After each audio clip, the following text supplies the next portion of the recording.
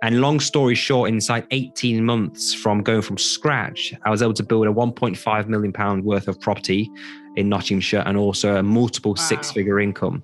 You won the human lottery by being born and having an opportunity to live life. People think once you have the money, your problems go. That's not the case. You just have bigger problems. So essentially, I was in such an emotional state that I was willing to do whatever it took. Now, I've never read a book in my life until that point. I was the laziest kid you can possibly imagine. They'll look at other people and they look at the life they're living and go, I want that. And essentially they're building a goal based off someone else's dream. He actually saw my pictures online on Google. So I used to be a fitness and underwear model. And he Googled my name and he found some pictures. I was very embarrassed. I was like, oh my God, this guy's not going to give me any money. I am dying. I'm dying right now. You two are dying right now. And financial literacy is not a side effect of wealth. Wealth is a side effect of financial literacy. And he's the pure example of how much of an impact financial literacy can have upon one's life. Our guest today is a best-selling author, successful entrepreneur, and investor. At the age of only 24, he built his first company with zero startup capital to a six-figure business while working full-time as an officer based in custody. From being homeless for a short amount of time, having suicidal thoughts between 19 and 21 years old, to becoming a person of influence that a lot of us look up to, Alexander is the perfect example of what one can achieve when they've got a strong desire inside. Guys, this episode is an absolute gold mine. We talk about risk-taking and Alexander describes his mindset at the time of investing all of his money in the vision he had without even knowing for sure if it will work out for him. So he also opens up and lets us know what's one of the biggest mistakes he's ever made up to date. And literally from fitness and money to mortality and leaving a legacy, we cover some deep and insightful topics with Alexander, but I will leave you guys to discover it all now. So without further ado, ladies and gentlemen, Alexander Seery. You are listening to The Grateful Show with your hosts Pascu and Bogdan.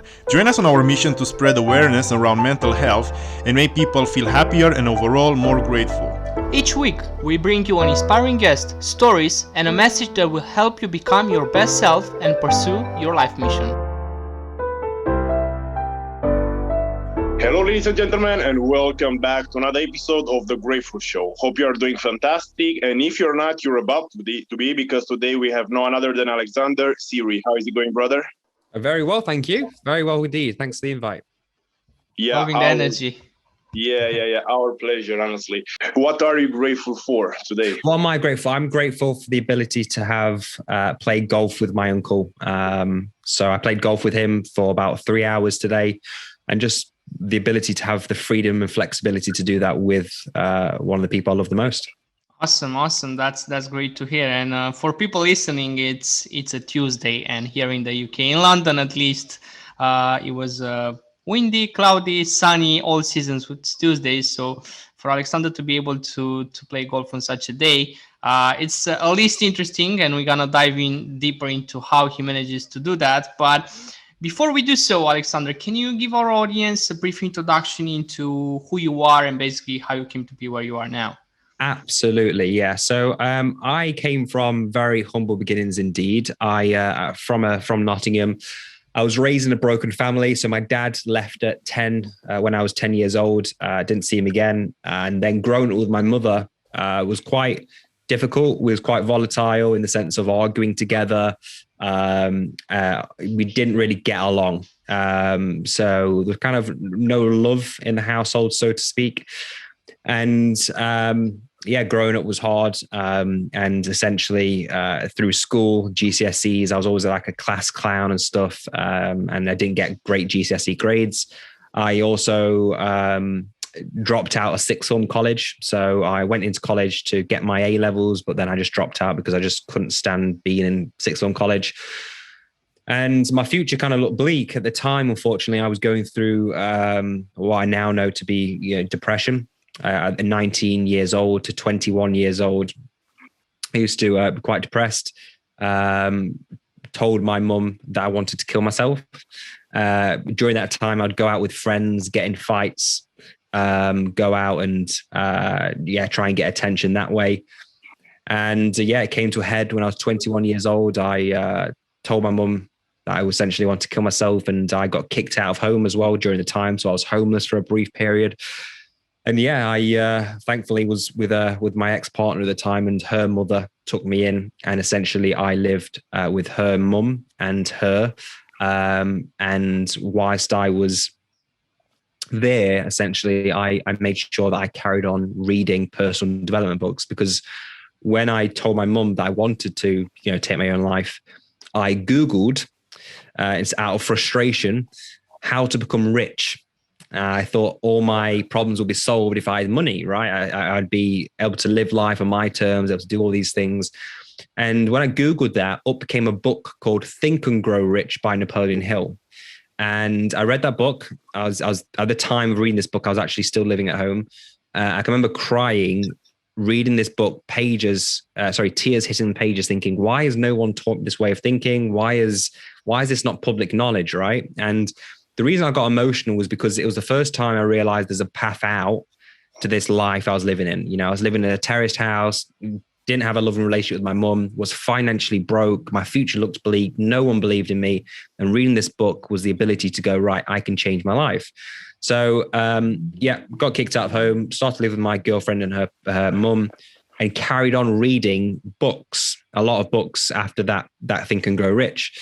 And what started to happen is that my mindset started to change. My actions started to change as a result of that.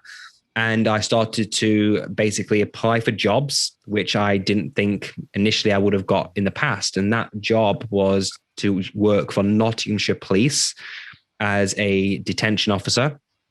So I got that job as a detention officer. I was able to earn a lot more money than I was before. And I was making steps to become a full-time regular police officer. But when I was in police custody on a more regular basis, I was surrounded by regular police officers. Mm-hmm. And for me, my first goal was to become a police officer, right? So I was like, yes, I'm making this progress. I'm becoming a police officer. I'm getting there. But when I was surrounded by police officers on a more regular basis, I started to realize, actually, I don't want to end up like these people, because the people around me, these police officers, the majority of them, 95% of them, were miserable. They weren't seeing their kids. They were depressed. They had anxiety. They were not paid their worth. They were upset with how things were going politically. And for me, I firmly believe that if I use the same ingredients as the people I'm trying to become in life, which was a police officer at the time, well, 9 times out of 10, I'm going to end up like that. If I use, cancelled rest days, not seeing my kids, working every Christmas and New Year, not being paid my worth, having pension changes, and all the things a typical police officer goes through, it's only a matter of time before I end up like a miserable police officer. So I said to myself, well, I don't want to do that. And instead, I asked myself, well, what would happen if I use the ingredients of a successful entrepreneur? What would happen if I use the ingredients of a successful business owner? So long story short, I started to read a bit more books on business, Rich Dad, Poor Dad, etc., and things started to drop in.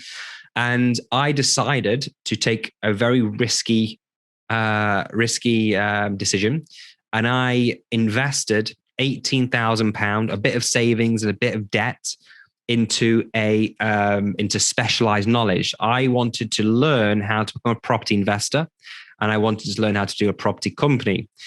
I had no credibility. I was scared. I was fearful. I was doubtful. I had imposter syndrome, all these things that you typically go through when you start something new. And long story short, inside 18 months from going from scratch, I was able to build a £1.5 million worth of property in Nottinghamshire, and also a multiple six-figure income. And I was financially independent. I was able to resign. I was able to live life on my terms. Since then, I've, written a best-selling book called Police Officer to Entrepreneur. I've started another global company called Shifts to Success, which helps police officers build successful companies, and nurses and doctors and engineers, etc. And I get to play golf every single week now. And it's I'm very grateful for the opportunity I've had in building the businesses, but also the opportunity that I have now to live life on my terms. So that's a kind of a snapshot of my background and how I've done things. Impressive Awesome to stuff. say the least. Yeah, really, really impressive. I mean, coming from, you can say, like a poor family, and like your dad wasn't around you to teach you what to do and what not to do. I mean, obviously, it was very hard, but you catch my attention when you said that you started to read books. And that's funny because almost every single person I know which became successful started more or less either by meeting someone who is successful and then that person becoming their mentor, or just reading books which can be your mentor. But why and how did you come to the conclusion that you have to read books in order to learn something new or to change your mindset? Because that's quite difficult when you are not surrounded by the people that we need in life in order to become successful. Yeah, absolutely. So when I Googled how to become rich, I started reading Amazon reviews of this book. And so essentially I was in such an emotional state that I was willing to do whatever it took. Now, I've never read a book in my life until that point. And because I was willing to do whatever it takes to get away from this pain that I was in, essentially, this emotional pain, I was right. Okay, well, I'm going to read a book. You know, it's better than something, right? Something's better than nothing. So that's how I essentially came across it. And when I was reading the book, I started to realize actually, these people I was reading about with Andrew Carnegie and, these Napoleon Hill and his story as well. I started to realize that these people had mentors. And also by reading the book was also like a mentor to me. Right? I've never met Napoleon Hill, but his teachings were passed on to me. And as you can see, reading is a big part of my life now. And it's definitely changed my perspective and outlook on things and definitely helped my mindset. Mm-hmm. One thing I noticed is the fact that even though you were in a very, you could say like a very low point, like you hit rock bottom, you were still in a relationship and you were still able to, I guess, more or less nurture that relationship enough for you to be welcome in that house to be there. How did you actually manage that? Because like majority of like men, when they hit rock bottom, they have fights with their wife, with their spouse, whatever, and they just break up. That's the easiest things to do. And later down the line, they regret it. Yeah. So my relationship with my mother was bad. But when I met my partner, my relationship with her was great. So it was just a different dynamic. Now, her mum, my partner's mum, she's an amazing human being. She's absolutely, she cared for me like a mother, which my mother didn't do. So although she was my mother-in-law, so to speak, she actually cared for me like my own mom. She took me in. She looked, she didn't look after me in the sense of like emotionally or anything, but she made me feel welcome. She made me feel don't worry about how long it takes, as long as you are okay, take your time and, build your life from here. And she gave me a platform essentially to get my life in order, to join the police, to start earning money, then to get my own house. And I'll always be grateful for that. Always be grateful. And she gave me a helping hand for sure. And of course, as I've built the companies, etc., I've gave her helping hand. So I've paid for holidays, gave her a car, etc. So it kind of, it's that reciprocity, right? For sure.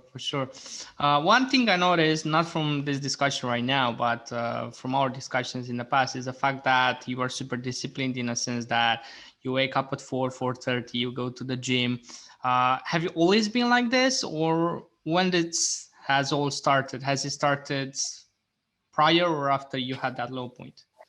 I was the laziest kid you can possibly imagine. I didn't like work. I still don't like manual labor. I was very unmotivated, undriven, undisciplined. And I think that low point was a catalyst for me to get shit in order to help me become more disciplined. What I found is that motivation is BS. You'll feel motivated one day or 1 minute or 1 second, and then that motivation will die. One thing that remains consistent is discipline. With me, I was definitely not disciplined, but I realized through reading books and, changing my mindset, there's a common theme in pretty much every single book I've read. and that is discipline. And the discipline is driven by reasons why. So my reason why in life is probably an insecurity, actually, that I never want to be able to rely on someone else. So when I got kicked out of home and was living under my mother's roof, from a financial point of view, I wasn't secure. So my reason why comes from pain, but it's actually helped me get where I want to be, that I never, ever, ever want to be financially unstable again, because that's not independence for me. So my reasons why is number one for that, but also number two, I've not got kids yet. I want kids in the future for sure. But growing up with my parents was hard, right? We weren't financially, secure. They didn't earn a lot of money. And I'm grateful for them bringing me up there. I've got no hate towards them or anything like that. I forgive them, and we've all moved on with our lives. But one thing as well, that when I went in to build my first company, is that I'm not building just for me. I'm building for my future kids. I've not got them yet. Hopefully, in the next 5 years, I want them. I'm 31 years old now, but I was building for them. So my reasons why that I attach to remain me disciplined. Having kids in the future that I never have to, essentially force them to do things they don't want to do because I can't support them. Number two, to teach them how to build wealth and invest and build businesses, and also spend more quality time with them. I think, I once read children spell love, T-I-M-E, time. A kid spells love. They want to spend time with their parents. That's how they feel love. For me, I never had that. And I want to make sure I'm there for my future kids doing that. So that's a reason why. And also a reason why with a Shift Success is I want to help more people. I don't believe anyone on this planet should ever sacrifice their happiness for a wage or a pension. And I think far too many people look at the money, the security of their job, not realizing that they've got this one life to live. You're not coming back. This is not a rehearsal. And so many people are worried about their salary and that loss, but forgetting about the time they're spending being miserable in that career. So there's a few reasons why that I attached my discipline that helped me to stay up and, be on top of my game. The fitness side of things, the bodybuilding side of things is just one of those things. So for me, an insecurity again, growing up, I was a very skinny lad. So when I started to read Rich Dad, Poor Dad, Think and Grow Rich, I started to train in the gym then. I used to smoke, so I stopped smoking back in the day as well when I Think and Grow Rich, and I got my health in order. And that, again, has been consistent. And once it becomes a consistent behavior, that's when it becomes a habit. And once you've got a habit, it's on autopilot. Yeah, that's the right mindset. But you were mentioning at the point that about wages and about salaries and about pension schemes. And I'm really curious because, it seems easy to have a job and to have that, security, if you can call it. But the risk to actually start something and invest like a substantial amount of money that you currently or at that point have, it's really big. So I'm curious how and what was your mindset and how did you think back then when you actually said, okay, I'm not going to do this anymore. So I'm just going to risk everything I have and I'm going to do it. Cool. It's a great question. So first of all, it comes down to which is riskier. For me, it was far riskier staying in a job that I hated, living a life that wasn't true to myself and wasting the life that I have, other than 18,000. Basically what I was thinking is £18,000 riskier than spending a life like this for the majority of my life. For me, it was a no-brainer. That £18,000 was nothing compared to what my life could have been like. So that's number one. But also number two is that it actually isn't as risky as people think. So one thing we teach inside Shift Success, something that I did, is that I didn't just invest and build a business. I didn't quit my job, then build a business. I had my job, had the business, and I built the business alongside working full time.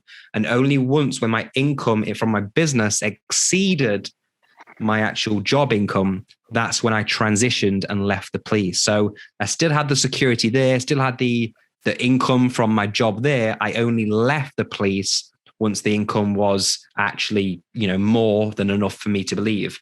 But the question is, which is more risky? Is it riskier to stay where you are, being miserable? And this goes in all areas, right? Relationships, your health and fitness. It goes into, your career, your business, your finance. Is it riskier to stay where you are, not being happy?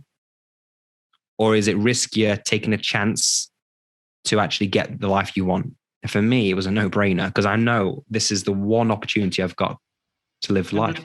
And also the thing is, it's something that I believe in and I really stand by, is the fact that when there's no plan B, you better make plan A work. Because when you have plan E and plan B and plan C and you have so many other options, you cannot really focus 100% and give your all to the one cause, as you did in your case. But Alexander, I wanted to ask you a question that it's purely for our audience to get some value out of. And that is, what are 3 tips / habits that you do or you recommend to our audience to implement moving forward to become happier, to become more financially independent, if you wish, to become more themselves, more true to themselves, let's say?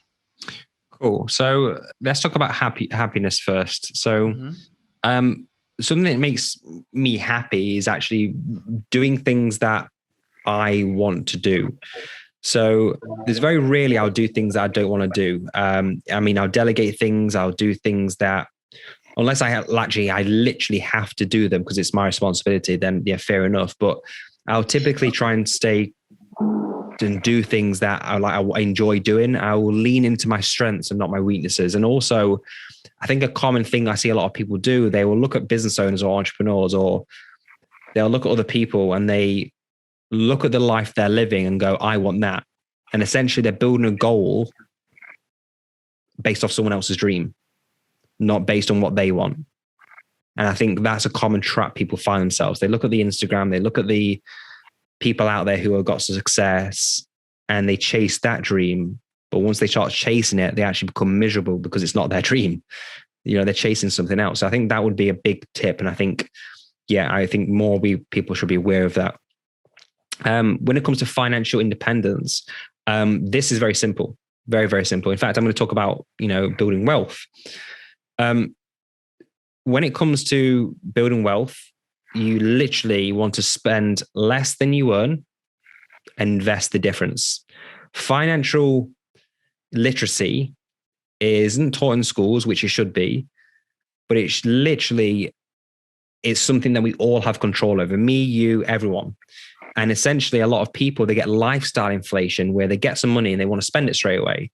What essentially you want to do is have your money, reduce the amount of money that's going out, and invest the difference. Now, people might say about that's too slow. Well, great. There's a third equation. And that third equation is to accelerate your income through business. So essentially what you'll do is have an acceleration of your own business, spend less than you earn still, and then invest the difference. And the sooner you start investing, I invest in, obviously there's property, but also index funds, which I think everyone should do. The quicker you start that, the quicker you're going to achieve a phenomenal outcome when it comes to financial freedom, wealth, financial independence. And yeah, I think that would be it. I think in a nutshell, to summarize that, financial literacy, understanding money.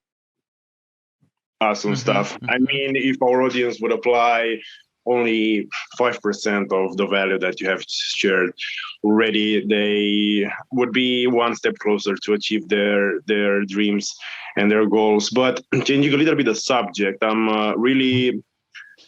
just really wanted to ask you, what's the experience that you are the most grateful for so far? In life, or? I mean, you name it. Okay. I think the ability to live life. I think not many people, maybe they are, but not many people, the ability to live life. I think business is hard. Life is hard. We all have our own problems. We have family problems. We have health problems. We have problems in business, right? And a lot of people they get frustrated with those problems, me included. But the actual kind of core essence of life is overcoming those challenges and problems. And I suppose being grateful for being alive, because, not everyone essentially, realizes that you've won the jackpot already by being alive. You won the human lottery by being born and having an opportunity to live life. Not many people are born with that ability to live life because they've got complications, etc. So I'd probably say that one. I'd also say that my team, I've got an amazing team around me, employees, I've got friends around me. I've got my girlfriend. I'm very grateful for her as well. And I'm also grateful for my mentors, for the ability to learn off them, having come across them, and leaning on them when times have been tough. So yeah, there's a lot I'm grateful for. And I will be honest with you guys, I should practice being grateful more often. It's something that I've said to myself, I need to be more grateful. I need to be telling myself I'm more grateful, because being grateful actually just creates that more happiness. And I don't do it enough, and I know I need to be. So yeah, every morning I'm going to start telling myself 3 things that I'm grateful for every single day. That's my promise to you. Awesome. I appreciate that. And I'm more than certain that with your discipline, it's just a matter of time till you incorporate that in your routine and in your habits. What I wanted to ask you is, obviously you've been through a lot so far, but there's definitely gotta have been a lot of mistakes along the way, which usually on podcasts, on Instagram, or call it whatever, people don't really talk about. And I personally feel like those are the most important, purely because they put things into perspective. As you were mentioning earlier, there's one thing to want to fulfill your own desires, and it's a whole other thing to see someone driving a Lambo on Instagram and trying to do what they do and emulate that and become miserable along the way. So therefore, I want to ask you, what is one of or the biggest mistake that you've done, and what was the learning curve after that? Yeah, I think the biggest mistake that I probably I still make this mistake. I think from an emotional point of view, I think being impatient is a big mistake, because it causes frustration. It causes me to change my demeanor because I want things now, I want things yesterday. And that can actually force me to make little mistakes that, if I would just let things be a little bit, that would be much better. From a financial mistake, this has happened recently. So my property company, I gave it someone to manage. Okay, so because my focus is on shift success and scaling that business, the property business, still a very successful business, but I want someone else to manage it. What I essentially did, unfortunately, is that I was checking in on that business to see how it was going. And the person who was managing this business said, oh yeah, there's only 7 empty rooms and we've got like 75 units. So I thought, well, that's not bad. Seven rooms in a COVID, that's not too bad, right? Well, it turns out there's actually 22 voids, which is about £11,000 in revenue that wasn't coming in. So that was a very costly mistake. And thankfully I've took over that management now. We're filling those rooms. We've sold about 10 in a matter of 2 weeks already, which is great. But the learning from that is that no one is going to look after your baby as much as you. And you need to look after your business, whether you delegate things to people, whether you have managers in businesses. Ultimately, it's always your responsibility. And, the person who was managing that, I'm not blaming them. It is my fault because I didn't check, as the owner of my business, how are the numbers, what's things going, let me do more investigating. I just didn't take their word for it. I should have looked deeper. So for me, delegate better, but also make sure once you've delegated, check in and do more kind of an investigation on how things are going. For sure. I appreciate you for sharing that. And like Gary Vee likes to say, there's no one that likes to work on your business as much as you do. Like most people clock out at 5, come in at 9. Until they get into the actual work, it's already 10 o'clock. They get lunch at 1 o'clock. They might check Instagram couple of times throughout the day. Yeah. I was actually speaking to a good friend of mine that has an agency, and he was like, dude, like literally in those corporations, most probably majority of them could just work 3 or 4 days a week instead of 5, because they're wasting 40% of the time anyways with like meaningless stuff, unfortunately. But yeah, that's what I wanted to share. Moving forward, I wanted to ask you, how has fitness impacted your decisions overall, and how has it affected, improved your life overall as a whole as you grew?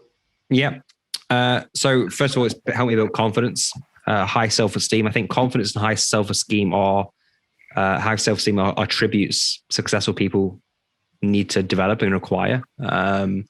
You need some of that. And there's times where I feel I have low self-esteem. There's times I feel low confidence, but generally, I'm kind of a confident and high self-esteem person. And the funny thing is, I wasn't before I started, lifting weights. So that's number one. It's also ability to able to build that discipline. Turn up in the gym, go through the aches and pains, being nervous and step in the gym as a skinny guy, and actually, remain consistent with it. Even with my diet, remain consistent there, and just making sure that I'm doing the right things. But from a financial as well, business element, my first investor, his name's Simon Platt. He's written in my book, and he actually saw my pictures online on Google. So I used to be a fitness and underwear model, and he Googled my name and he found some pictures. I was very embarrassed. I was like, oh my God, this guy's not going to give me any money. He's gonna shut things down. And he said to me, if you're that disciplined in your fitness regime, I've got no doubt that you're going to be disciplined in business. And he then invested a considerable amount of money into the first property that we had together. And we've actually got several more now, but that was the first instance that where, oh, actually this has really helped. I also feel like from a health point of view, I don't really get ill. It's very rare that I get ill. And because of that, I've got more energy. I've got more, oomph going forward. And because I'm not ill, I've got more time to put into my business. So, I'd probably say from a mindset, emotional point of view, confidence, self-esteem has been great, which has helped me to take risks and speak to people and, get out there and speak. And also from a financial element, it's helped me with my first business and stuff. And, I think what I used to do as well when I first started bodybuilding, I started to listen to like bodybuilders. They're very motivational. They're very inspirational. I used to listen to their words, and that used to go in quite a bit of, resilience and, building the muscle. And, business is very much like building the muscle, right? You've got to go through stressful times in order for that business to grow. It's the same with muscle. You've got to cause stress to it. You've got to cause some damage for you to grow. And I think it's helped me from a mindset point of view to get over those hard times when business does happen. Yeah. The analogy. Yeah, it's funny because, by the end of the day, everything comes to two things: being disciplined and being consistent. And the majority of people think that they have to be perfect. And let's say that for an example, you take 3 meals a day, that's 21 meals every single week. They think that they have to eat 21 healthy meals, which is not accurate. We are human beings, and it's all right to, have some pleasure in your life as well. So everything comes to just being more disciplined and consistent. But I just wanted to ask you, Alexander, because, a lot of people think that when you have the opportunity to have the financial freedom, you can just enjoy life and that's it. No more stress, no more nothing. It's just happiness, and it's all rainbows, and everything is good. But I just wanted to ask you, is it now, because you have different sources of income and you are where you are right now in life, is it more stressful, and how is it different from before you actually started to become financial freedom? Yeah, so I will say that stressful times and problems will always come with us. I know, I go through big problems in business personally as well. So the problems and challenges are never going to come. I will say as well that I think you're correct. People think once you have the money, your problems go. That's not the case. You just have bigger problems. But because you've earned the money, you're better to be able to emotionally handle the money, but also, able to go through those tough times. Let me show you an example. Most athletes in the NBA go financially broke after 5 years after retiring. Most lottery winners go broke after 5 years of winning the lottery. So it's not money. It's your ability to handle the problems that comes with money. So when people go from £1,000 to £100,000, they've gone through that process because they've solved so many problems to get to £100,000. From £100,000 to $1 million, they've gone through those processes and problems to gain to that level. So, problems never stop. It's just that you're operating at a different mindset level to be able to handle those problems even better than you were before. Those problems, typically those people who want loads of money when they're, starting out, me included, and I still want more financial success. I definitely don't want to stop. I think sometimes people think that when you get the money, that's it. In fact, when I Googled how to become rich, I thought money would solve my problems, right? I'd have no issues whatsoever. What I've come to realize is that, financial literacy and the ability to manage that money is so much more important than having the money. I think there's a quote actually, financial literacy is not a side effect of wealth. Wealth is a side effect of financial literacy. Mm-hmm.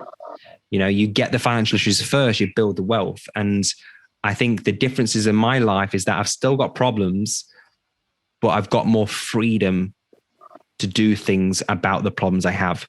So when I had problems when I was back in living with my mom and my mother, the problems were very, very like I kind of felt stuck, limited, etc. When I have problems now, well, I've got time, I've got thinking space, I haven't got a job, I've not got to go anywhere. So I've got a bit more freedom with my aspect. And also with that, I would say that my spending habits are different. My spending habits are very, very different now. When I look to buy something, I'll probably say to myself, well, actually, could I invest this instead? When it comes to cars, back in the day, I used to buy cars like an idiot. Instead, what I do now is lease cars to a company. I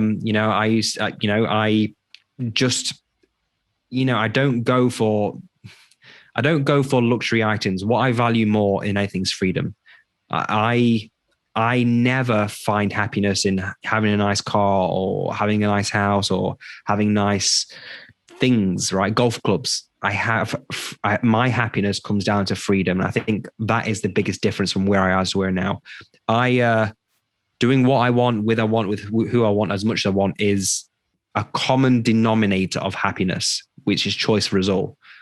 And that for me has been that's probably the pivotal point. Yeah, freedom. You heard Alexander, guys. You'd have to fight your problems and have to solve your problems because they're not going to go anywhere. They're just going to stay with you all your life. And as soon as you solve one problem, another one is going to come, but you're going to be tougher and more ready. I wanted to add something on that as well. Rob Moore said that you can't really manage more money until you learn to manage what you already have. Therefore, people expecting to have a ton of money, as you said, the NBA players or like the lottery winners, and having all of their problems solved, arguably is not the case. And it's usually leading towards misery and bankruptcy and debt. Exactly. If you think about this from a mindset point of view, when people fantasize about having lots of money and they think of all the things they're going to buy with that money they're fantasizing about, on a subconscious level, you are literally repelling money. You are telling yourself, when I get this money, I'm going to spend it and get rid of it. So you're literally saying, when I get this money, I'm going to give it straight away. And, money is circulating all around us, right? All around us. Me, you, it's everywhere. It's out there in the ether. And statistically, it goes from the poor and goes to the rich because the poor in quotes, and this is not any disrespect, don't manage it well. Whereas rich people manage it well. So the money's all out there, but it's literally going from the poor because they don't know how to manage it and they haven't got financial literacy. And because they're spending it on certain things, they're going straight to the rich because the rich keep it and grow it. Mm-hmm. And they make tools that help them produce more. And they make products and services that the poor come to buy and spend on. And then they complain that they don't have money. Yeah, it's funny. Yeah. But talking about money, I just wanted to ask you, do you consider being rich as something selfish? Not at all. There's a quote out there I've seen actually that billionaires are evil, and I will say, I'm on for this podcast. I'm not a millionaire. I have got freedom in my life. I'm financially independent. I have businesses around me. I live a very, very comfortable life. But that's not to say I don't want to become a millionaire. I think the more money from a business element as an entrepreneurial point of view, for me, that you have solved the biggest problems on a mass scale. If you look at Jeff Bezos or Facebook or Mark Zuckerberg, he has impacted millions of people around this world. Whether you love him or hate him, he should be valued for that and he should be paid for that, right? He's solved problems in the world. He's connected people. He's made businesses thrive through Facebook ads, et cetera, et cetera. So I don't think that, billionaires or millionaires or anything like that shouldn't deserve it. I think they have worked for it. And I think that, they've gained it through, in my perspective, ethical manners by solving problems. Now, I'm not talking about people who are born into wealth. I'm talking about kind of first generation people who have, built their businesses from scratch. I absolutely I think it. And here's the thing as well. People who hate on rich people, if you hate on rich people, you're never going to be rich. You're never going to be financially independent if you hate on people who've got money. I put a post on my Facebook the other day. If you can't stand the fact of people who are making money and you be happy for them, you've got bigger issues than money. You've got big issues than that. You are repelling any kind of aspect of gaining that freedom for your life. So to answer your question, I think rich people or financially successful people deserve everything they've got if they've worked for it. Absolutely. For sure. Yeah. And what you just said is like when you see someone driving a X car or a Y car, if you appreciate them and you're like, oh my God, I wonder what are they doing? It's one thing. And when you're like, he must be a drug dealer or something else, as you were speaking before, you're just repelling money away because you don't appreciate that person that has actually solved problems to be in that position that you are aspiring to be, more or less. Yeah, people say like, look, isn't he lucky? Or isn't she lucky, right? You're telling yourself you have to be lucky in order for you to get those things. Like the things that you tell yourself are so important. You obviously said it on a jet, on a flying comment. But what you've just said to yourself there is that in order for me to get a car like that or to get a house like that or to live a life like that, I need to be lucky. And that's not the case. So things, just be mindful of what you say. Yeah, completely agree with you. And talking about an impact and about people making money and also living their best lives by impacting a lot of people's lives. Just wanted to ask you, what do you want to be remembered for or as? I want to be remembered as, or my company and my team, to be remembered of impacting, changing people's lives through helping them achieve financial independence and living life on their terms. So our business at Shift Success, we help those who are trapped by the job. They're trapped financially. They don't like their job. They hate their job. That I call them wage slaves. I've been there, wage slave. We're sacrificing our happiness for a wage, and I want to be remembered for a person who's inspired a generation of public sector workers to give them the belief to live life on their terms, so that they can pass that on to their family. That actually they don't need to live like that. So for me, it's again helping them gain freedom. I value freedom the most, and what's why I want to remember of helping other people with our police officers, nurses, etc., etc. That's powerful. That's powerful. Thanks for sharing. And again, it goes to show that you don't really want to be remembered as you yourself that has achieved Y and Z. You want to be remembered as the person that has, through your team, through your company, impacted multiple lives. And I think that's worth noting once again. But Alexander, I wanted to ask you a more, let's say, esoteric question. And that is, if there will, and I'm more than certain that there will be a time sooner than later, if there will be a chance for you to become immortal, would you choose to become? If so, why? And if not, why? Would I become immortal? I wouldn't like to be immortal. I'd like to die. Not now. I'd like to die in the future. And the reason being is that I wouldn't like to outlast my family. I wouldn't like to live beyond my own children. I wouldn't like to live beyond my partner or anything like that. And also, I don't know, I want to leave my teachings with someone and pass that on. I feel like if I lived forever, I think my heart would be broken by seeing so much things that happen in the world, whether it's going to be another war, it's going to be other things. And obviously the beauty of life is being alive, but also the beauty of being alive is actually surrounded by people you love. And essentially, I think if I outlived everyone, then I wouldn't be around people essentially who might love me. And I think, yeah, I wouldn't like that. In fact, I remind myself every single day. I actually remind my clients as well when I speak to them that I am dying. I'm dying right now. You two are dying right now. And by being aware of that, it creates that urgency in life to do the things that you've been putting off, procrastinating and, building that business, saying sorry, telling someone I love them, whatever it may be, because you've got a time limit. We've all got a time limit. I was speaking to, one of my, unfortunately, one of my mentors' mothers passed away not long ago. And I think a lot of people, when they come to terms with seeing people they love in life, they think of, oh yeah, we've got plenty of time to see parents or people we love, right? But actually, if you started to really look at how many times you see your parents or how many times you see your brother or sister or whatever it may be per year, and let's say you see your brothers or sisters twice a year or 3 times a year. Well, if you really think about that, you add that up by the time they reach 80 years old, you could say you've only got 50 more times until you see your brother or sister. Now, you've got 50 more times only to see the people you love the most. Now, that's more powerful than thinking you've got years to see. And that's not the case, because if you only see them twice a year, you've only got so many times before you see them.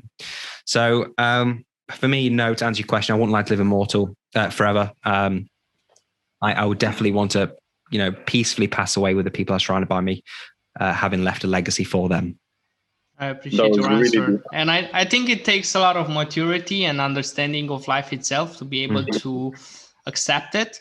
And again, there is even, I think, a book by Seneca that says accepting death or something like that. And unless you can accept that, you can't really be living. I think there's even a quote that every person has 2 lives. The second one starts once you realize you only have one. That's correct. And also to add on top of that urgency, as you're mentioning, like there's so many cases in which we just complain about like the weather or like this or that, and like we forget to put things into perspective often enough when it comes to what you just mentioned, seeing your brother or sister just twice a year.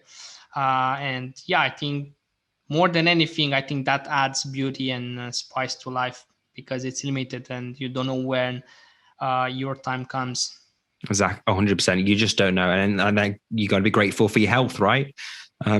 People out there are dying every single day. People are being born every single day, but it puts things in perspective for sure. If people those close to you are becoming ill and dying, for sure. I was reading, this just came to my mind. I was reading one of Joe Rogan's descriptions like a couple of weeks ago. There was a video, or I don't remember, but I know it's from him. And he was like, imagine if there would be a film crew following you 24/7 for the rest of your life, would you actually just rest on your couch, scrolling on Instagram, complaining, procrastinating, judging people? Probably not. You probably be a bit more mindful of how you spend your time and energy. Yeah. I've seen that before, and it's true. I agree. Yeah, because we went really deep into this episode. Just wanted to ask you, you can say cheesy and also subjective question.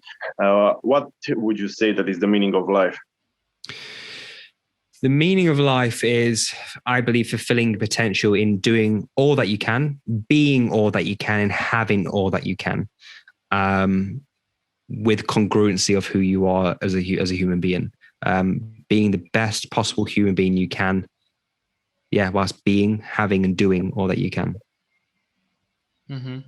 Lovely. Yeah, and also just be grateful for what you are. And of course, you gotta want more as well, but you gotta be grateful, because otherwise, I mean, like you said, people just neglect this thing because, and you are practicing a new thing constantly about the things that you're grateful for and the things that you can do and then the things that you can be. And it's funny because you think that you don't do it enough, and that's the right mindset that everyone should have. They just got to be hungry, and they just have to want more and more, because there's going to come a time in their lives, if they didn't do enough and they knew they didn't do enough, they're going to regret it. And we don't want that. 100%. If you can't be grateful of the things you've got now in life, whether you are broke, whether you are rich or whatever, you're never going to be able to be grateful with the things that you do achieve in life. And sometimes I see entrepreneurs or people who crave to be much bigger and better financially, but not actually realizing of what they got. In fact, there's a story. I heard this story. I can't remember who said it, but it came to my mind, where this person was traveling in Bali or Indonesia, and he was going on a mountain trek. Okay, he was going on a mountain trek, and in the morning, and they're traveling. There's a group of them, and there's all these mountains around, right? And there's a mountain guide person, and they're all trying. It's dead tiring, and the sunrise starts to come up, and the guy looks across the kind of the skyline and sees all these beautiful mountains. And one individual says, "Hey, I want to go and climb that mountain. That mountain looks amazing. Can we go over there?" And the tour guide says to him, "What about the mountain you're freaking standing on?" And that goes to show you've got to be grateful of the things that you've built, you've overcome, you've challenged, you're growing into, instead of always looking on the skyline of you want that next thing. Because if you can't be grateful of the thing you're standing on and what you've built, you're never going to be able to feel actually grateful of the thing that you're trying to get. So yeah, I can't remember who said that story. It just rang a bell when you mentioned that. Super powerful, and I think it just goes to show how important that whole balance is, which is different for everyone. Again, even like Christian Guzman had his whole business model upon the proud but never satisfied concept, idea, or philosophy. And yeah, as you mentioned, like some people need to be more grateful for what they already have, whilst other people need to strive a bit more. They are not striving much enough for what they're after.